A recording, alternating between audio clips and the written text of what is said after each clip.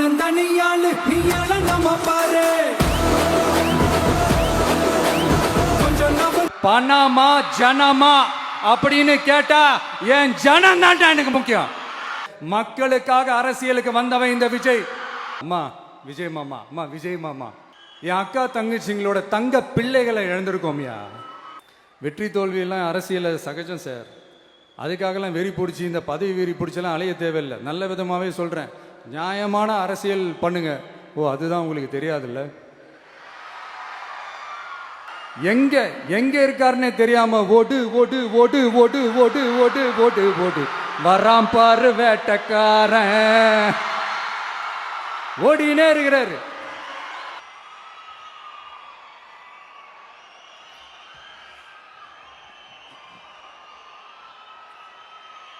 என் நெஞ்சில் குடியிருக்கும்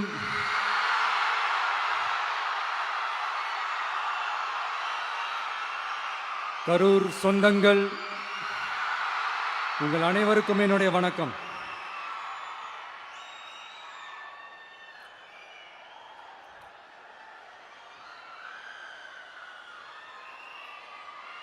ஒரு மனுஷன் லைஃப்ல எவ்வளோ பெரிய ஒரு உயரத்துக்கு போனாலும் மனசளவில் சில வலிகள் காயங்கள் அதை மறக்க முடியாது இல்லையா? எல்லார் லைஃப்லையும் அப்படி தான், நமக்கும் அப்படி தான். நிறையா வலிகள் காயங்கள் எல்லாத்தையும் தாண்டி தான் வந்திருக்கிறோம். ஆனால் எல்லாத்தையும் விட ரொம்ப ஜாஸ்தியான அந்த வலியும் அந்த காயமும் எனக்கு அந்த கரூர் சம்பவம் தான்.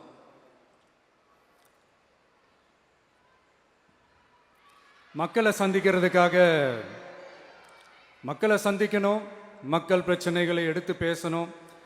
அதுக்காக தான் அந்த மக்கள் சந்திப்பு பயணத்தை தொடங்கி திருச்சி, அரியலூர், நாகப்பட்டினம், திருவாரூர், நாமக்கல், கரூர் அப்படின்னு சொல்லிட்டு போயிட்டு இருந்தோம்.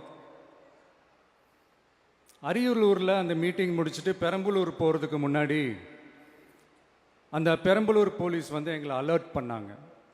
சரிங்க, கூட்டம் கொஞ்சம் ஜாஸ்தியாக இருக்குது, லேட் ஆகிடுச்சு, வராதிங்க அப்படின்ட்டு. So we had no choice. Police சொன்னால் நம்ம அதை ஒபே பண்ணி தானே ஆகணும். அதே நேரத்தில் பெரம்பலூர் மக்களோட அந்த சேஃப்டியும் மைண்டில் எடுத்துக்கிட்டு ஒரு மன வலியோடவே திரும்ப போயிட்டோம். அதுக்கப்புறம் பெரம்பலூர் தொகுதி மக்களுக்கு மன்னிப்பும் கேட்டோம். அதே மாதிரி நாமக்கல் அந்த மீட்டிங் முடிச்சுட்டு கரூர் வரும்போது அந்த கரூர் போலீஸ் எங்களை அலர்ட் பண்ணியிருக்கலாம்ல.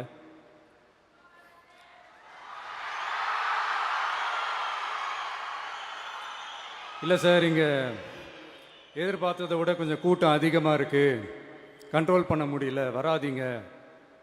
அண்ட் போலீஸ் நினச்சா அவங்க அந்த மீட்டிங்கே கேன்சல் பண்ணலாம். ஏதோ தப்பாக இருக்குது, ஏதோ தப்பாக தோணுது அப்படின்னு நினச்சிட்டாலே they have all the rights to cancel the meeting. எங்ககிட்ட கேட்கணும்லாம் ஒன்றும் அவசியமே கிடையாது.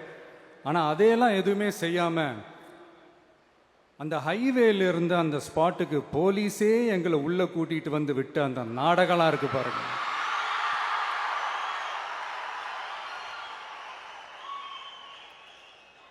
நம்பிட்டேங்க, முழுசா நம்பிட்டேன். அன்னைக்கு இருந்த அந்த கரூர் போலீஸ் பேசும்போது தேங்க்ஸ்லாம் சொன்னேன் அவங்களுக்கு. எனக்கு தெரியாது இப்படி ஒரு நாடகம் நடக்கும். இதுக்கெல்லாம் யார் காரணம்? இதெல்லாம் யார் சொல்லி செஞ்சது? இப்படி பண்ணுங்க, அப்படி பண்ணுங்க, சப்போஸ் அப்படி நடந்தா இப்படி பண்ணுங்க, சப்போஸ் இப்படி நடந்தா இந்த மாதிரி இன்ஸ்ட்ரக்ஷன்ஸ்லாம் கொடுத்து அந்த பிரஷர் போடுறது யாரு?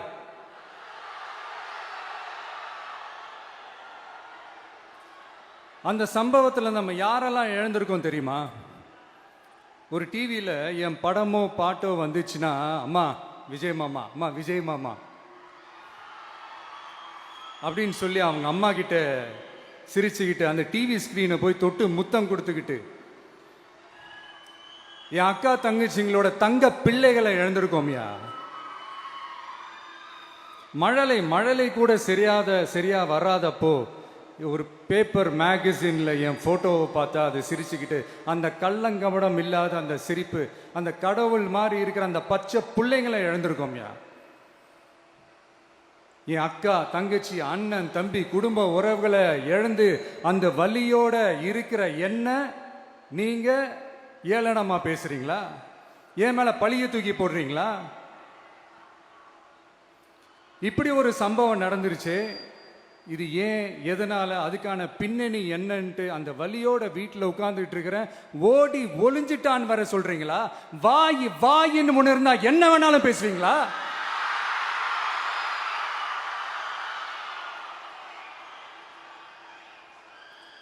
மக்களே, நான் உங்களையே கேட்குறேன். அன்னைக்கு அத்தனை க்ரௌடு இருந்துச்சு. அந்த க்ரௌடுக்கு தகுந்த மாதிரி போலீஸ் பாதுகாப்பு கொடுத்தாங்களா? இந்த இடத்தை எடுத்துக்க சொல்லி நாங்க தான் சொன்னோம்னு ஒரு போலீஸ் ஆபீசர் பேட்டி கொடுக்கிறாரு. அதுக்கு என்ன அர்த்தம்? இவ்வளோ வலி, இவ்வளோ காயங்கள் கொடுத்துட்டு பழிய தூக்கி நம்ம மேல போட்டுட்டு அதுல ஒரு அரசியல் ஆதாயம் தேடுறீங்களேயா? இதுல வாய் கூசாம சட்டசபையில ஸ்டாலின் சார் நம்ம மேல திருப்பி விட்டு அங்க ஒரு அரசியல் செய்றாரு. அதுக்கு என்ன அர்த்தம்? நமக்காக வந்திருக்கிற மக்களை காக்க வைக்கிறதுக்கு நான் ஒன்னும் ஆதாயம் தேடுற அரசியல்வாதியெல்லாம் கிடையாது. மக்களுக்காக அரசியலுக்கு வந்தவன் இந்த விஜய். எனக்காக எல்லாமும் கொடுத்த என் மக்களுக்காக எல்லாத்தையும் விட்டுட்டு மக்களுக்காக மட்டுமே அரசியலுக்கு வந்தவன் இந்த விஜய். அவங்களுக்காக நன்றி கடன் செலுத்துறதுக்காக மட்டுமே அரசியலுக்கு வந்தவன் இந்த விஜய். உங்களுக்கு தான் இந்த விஜயை பத்தி நல்லா தெரியுமே. ஆனா நம்ம எல்லாருக்குமே இத்தனை வலிகள், காயங்கள் கொடுத்தவங்களுக்கு இந்த 2026 தேர்தலில் தக்க பதிலடி கொடுத்துட்டீங்க. ஆனா அது மட்டுமே பத்தாது மக்களே, அது மட்டுமே பத்தாது. காலகாலத்துக்கும் எழுந்திருக்கவே முடியாத அளவுக்கு நிரந்தரமான ஒரு பதிலடியை நீங்க கொடுத்துக்கிட்டே இருக்கணும்.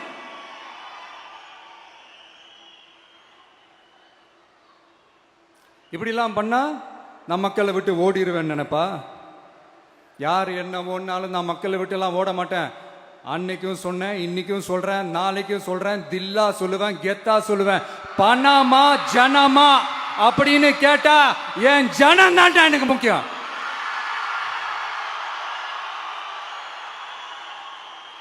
மக்களே, உங்களை விட எனக்கு இந்த காசு பணம் முக்கியமா என்ன?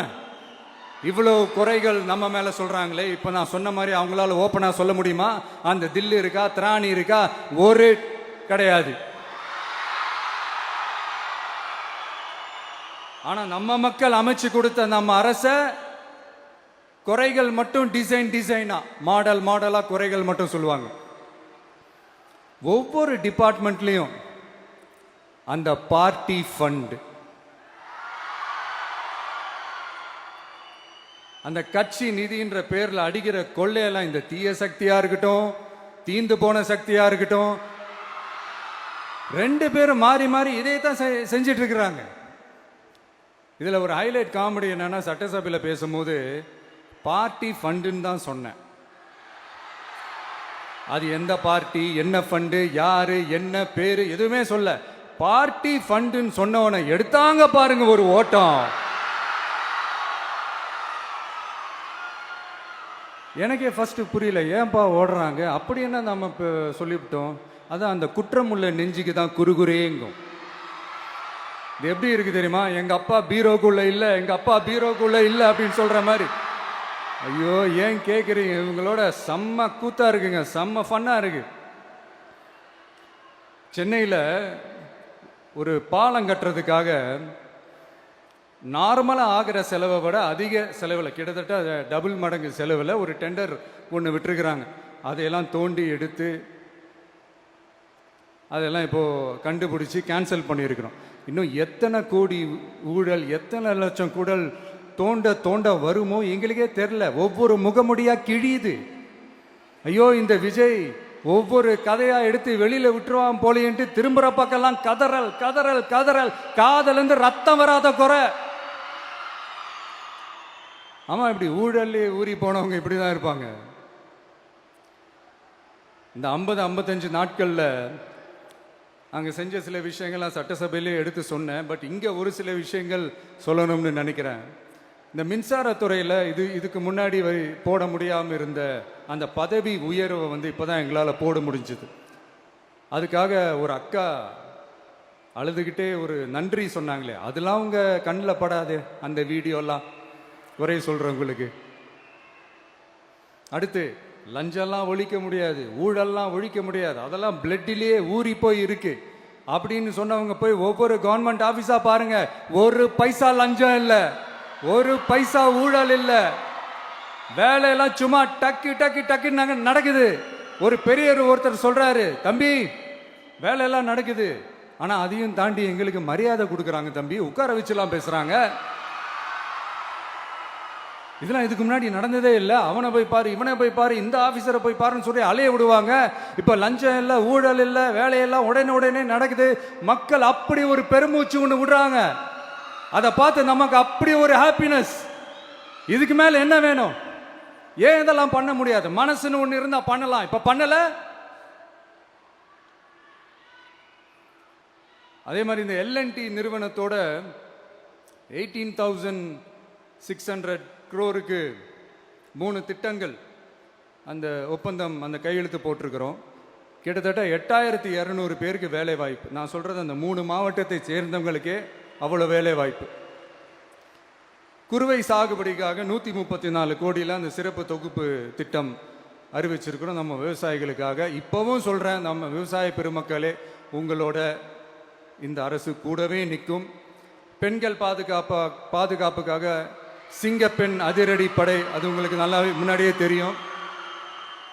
வரப்போற அறிஞர் அண்ணா அவர்களுடைய பிறந்த நாளில் உங்க அண்ணனுடைய அரசுல தாய் மாமன் தங்க மோதிர திட்டம் அறிவிக்கப்படும். இதெல்லாம் கேட்டாங்களே, வாக்குறுதி கொடுத்தீங்களே, என்னாச்சுன்னு. இந்த தீய சக்தி மாதிரி ரியல் தாய் மாமன்லாம் கிடையாது, ரியல் தாய் மாமன். எப்படி? ரியல் தாய் மாமன்.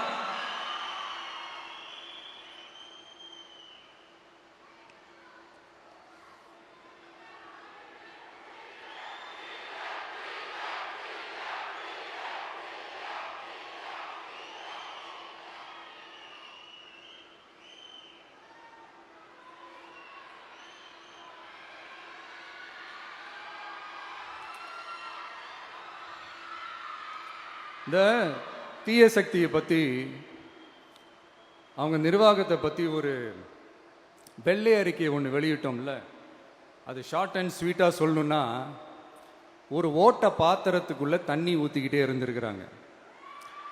பாத்திரம் எம்டியாகவே இருந்திருக்கு, ஆனால் ஊற்றின தண்ணி தான் எங்கே போச்சுன்னு தெரில. கடவுளுக்கு தான் வெளிச்சம். அது மாதிரி இப்போ நம்ம சொன்னதெல்லாம் வந்து சும்மா ஒரு சாம்பிள் தான். இன்னும் வரப்போகிற நாட்களில் உங்கள் அரசனுடைய அந்த விஸ்வரூபத்தை நீங்கள் பார்ப்பீங்க. அடுத்து வாயத்தொடங்க சிஎம். அடாடா, உங்கள் சிஎம் நெஞ்சிலேயே குத்திட்டு வந்தீங்க பாருங்க, அதெல்லாம் வேற லெவல். பேசுங்கன்றீங்க, பேசுனா எந்திரிச்சு ஓடிடுறீங்க. இனிமேல் பேச ஆரம்பிக்கிறதுக்கு முன்னாடி என்ன பண்ணணும் அப்படின்னா, ஒரு நண்பர் ஒருத்தர் சொன்னார், மாண்புமிகு பேரவைத் தலைவர் அவர்களே, எல்லா டோரையும் இழுத்து லாக் பண்ணுங்க அப்படின்னு சொல்லிட்டு தான் பேச்ச ஆரம்பிக்கணும் போல் இருக்கு. ஏன்னா பேசிட்டு இருக்கும் போது எந்திரிச்சு ஓடிடுறாங்க. 5 நிமிஷம் பேசினதுக்கே குளத்தூர்ல கொத்து பரோட்டா போட்டாங்க. இதுக்கு மேலே பேசினா மொத்தமாக முடிஞ்சிடும், பார்த்துக்கங்க. நாம அரசியல் பேசினா விஜயெல்லாம் அரசியல் பேசலாமா அப்படிங்கிறது. சரிப்பா, நமக்கு எதுக்கு வம்பு, நம்ம பாட்டுக்கு நம்ம வேலையை பார்ப்போம், எதுக்கு அவங்கள பற்றி பேசிக்கிட்டு அப்படின்னு இருந்தா விஜய்க்கு அரசியலே பேச தெரில அப்படிங்கிறது. இப்படியே மாறி மேகதாது அணையை பற்றி என்ன தெரியும், விஜய் அதை பற்றி பேசலை. இப்படி நம்ம அரசியலுக்கு வந்ததுலேருந்தே ஒரு கூட்டம் குறை மேலே குறையா சொல்லிக்கிட்டு, பாட்டுக்கு பாட்டு கச்சேரி எங்களுக்கும் பண்ண தெரியும், பண்ணலாமா?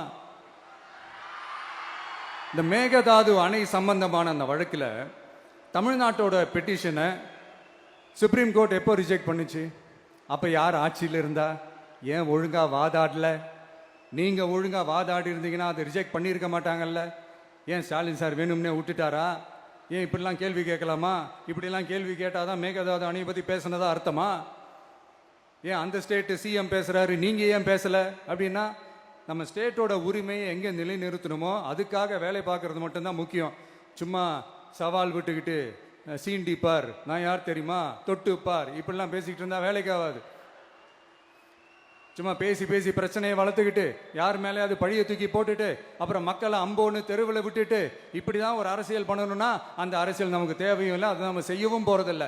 Talk less work more mode தான், அதுதான் நம்ம பாலிசியே. அதனால தான் சட்டசபையில் அந்த அரசினர் தீர்மானம்னு சொல்லி ஒன்று கொண்டு வந்தோம். அது எப்படி டு டேக் இட் ஃபார்வர்டு எப்படி கொண்டு போகணுமோ அதை சரியாக செய்வோம். சென்ட்ரல் கவர்மெண்ட்லேருந்து அந்த டீலிமிட்டேஷனை திரும்ப கொண்டு வர போகிறதா ஒரு பேச்சு ஒன்று அடிபடுது. யார் என்ன டீலிமிட்டேஷன் கொண்டு வந்தாலும் தமிழ்நாடு அது ஒத்துக்காது. நமக்கான இடத்தை யாரும் பறிக்கவும் முடியாது, அது பறிக்கவும் விட மாட்டோம். இப்படி நாம் இருக்கும்போது இந்த தீய சக்தி திமுக எங்கே போய் நிற்குது, யார் கதவை தட்டிக்கிட்டு நிற்குது, அது உங்களுக்கே நல்லா தெரியும். மக்களே, இந்த தீய சக்தியும் தீந்து போன சக்தியும் வேறலாம் இல்லை, கூட்டு களவாணிங்க. சொல்ல முடியுமா அவங்களால? எங்களுக்குள்ள ஒட்டும் இல்லை, உறவும் இல்லை, அறிவிக்க முடியுமா, நிரூபிக்க முடியுமா? இந்த வரப்போகிற இடைத்தேர்தலில் அதை நிரூபித்து காட்டுங்க, அப்புறமா பேசுங்க. மக்களை, என் மனசை விட்டு கரூர் எப்பவும் நீங்கவே நீங்காது. நமக்கு ஏற்பட்ட வேதனையான சம்பவத்தை, நமக்கு எதிராக நடந்த சதிய சூழ்ச்சிய இனி வர்ற ஜென்ரேஷனும் அவங்களுக்கு தெரியப்படுத்தணும்ல. அதுக்காகவே இனி ஒரு அரசியல் சதிய, அரசியல் சூழ்ச்சிய யாரும் யோசிக்கவே கூடாதுன்றதுக்காகவே கரூரில் ஒரு நினைவு சின்னத்தை நம்ம டிவிகே சார்பா அமைக்கப்படும் அப்படின்றத அறிவிக்கிறோம். அப்புறம் கரூர்ல இருந்து ஒட்டுமொத்த தமிழ்நாட்டு மக்களுக்கும் சொல்றேன், உங்க டிவிக்கு அரசு உங்களுக்காகத்தான் உழைக்கும். அடிப்படை வசதிகளை முதல்ல நிறைவேற்றணும். ஒரு பக்கம் நிதி நிலைமையை சரி செஞ்சுக்கிட்டே இன்னொரு பக்கம் அப்படியே நாம சொன்னதில் ப்ரையாரிட்டி பார்த்து ஒவ்வொன்றா படிப்படியாக நிறைவேற்ற ட்ரை பண்ணுவோம். இது எப்பவும் உங்களுக்கான அரசாக தான் இருக்கும். இந்த விஜய் உங்கள் விஜயாக தான் இருப்பான். நீங்கள் உரிமையோட உங்கள் கவர்மெண்ட்டை நீங்கள் அணுகலாம். இந்த தீய சக்தி ஆட்சி முடிஞ்சு பொட்டிக்குள்ளே போனதுலேருந்து என்னென்னமோ பண்ணுறாங்க, ஏதோ பேசுகிறாங்க, சோஃபாங்கிறாங்க, வாஷிங் மிஷினுங்கிறாங்க. இந்த அரசியல் வியாபாரம் பண்ணுறதுக்கான அந்த வெண்டிங் மெஷினே அவங்க தான். யார்? இந்த திமுக. இதில் நம்மளை பார்த்து வாஷிங் மிஷினுங்கிறாங்க. எலெக்ஷனில் ஓட்டுக்கு காசு கொடுக்குற அந்த கலாச்சாரத்தையே, அந்த கல்ச்சரை அடித்து நொறுக்கி இருக்கிறோம். எலெக்ஷன்லேயே அப்படி வேலை பார்த்த நமக்கு எதுக்கு இந்த குதிரை, கழுதை, ஒட்டக பேரெல்லாம்? மக்களின் பக்கம். அப்படி இருக்கும்போது நமக்கு எதுக்கு இந்த பேரெல்லாம்? இந்த திருட்டு திமுக ஆட்சியை வச்சுக்கிட்டு ஊரடிச்சு ஒலையில போட்டு இந்த கொள்ளையை அடிச்சதுனால தான் உங்க கரூர் கம்பெனி ஓனர் ஒருத்தர் எங்க இருக்காருன்னே தெரியாம ஓடு ஓடு ஓடு ஓடு ஓடு ஓடு ஓடு ஓடு வராம் பாரு வேட்டக்காரன் ஓடினே இருக்கிறாரு. இன்னொருத்தர் ஃபாரின்ல போய் ஒளிஞ்சுக்கிட்டார். ஃபாரின் ஸ்டாலின் சார் நினைச்சிட போறீங்க, அவர் இல்லை. எனக்கு எப்பவுமே ஸ்டாலின் சார் மேல ஒரு தனி பாசம் ஒன்று உண்டு. அவர் கிடையாது, இவர் வேற.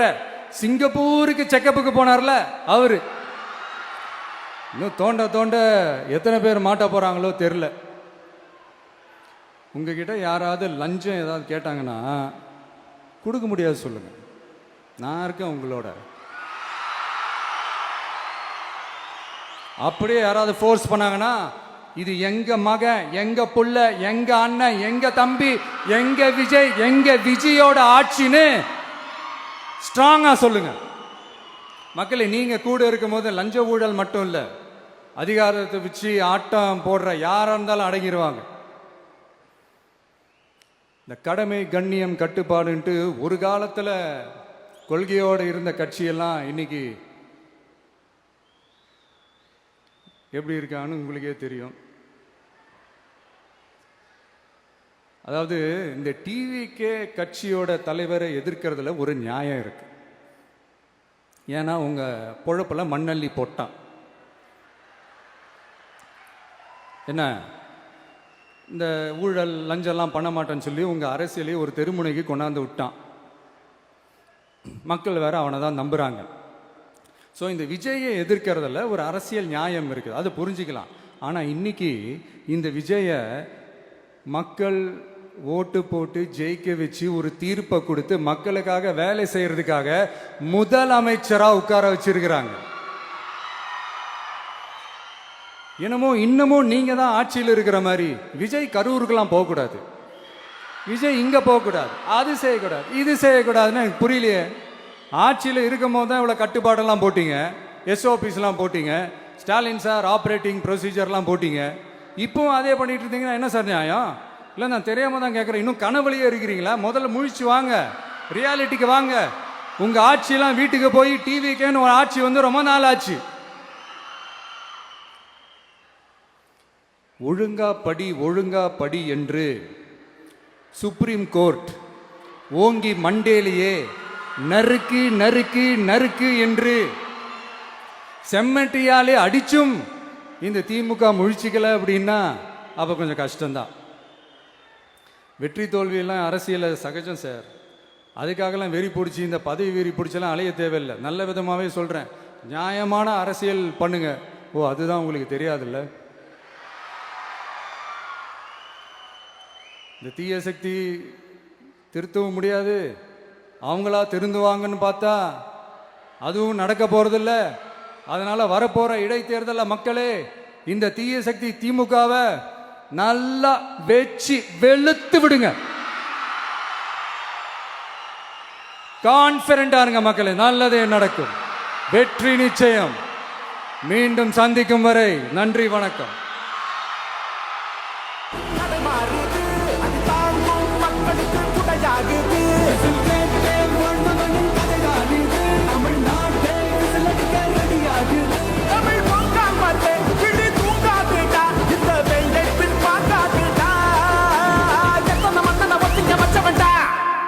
நான் தன்னந்தனியாளு, நீ நம்ம பாரு.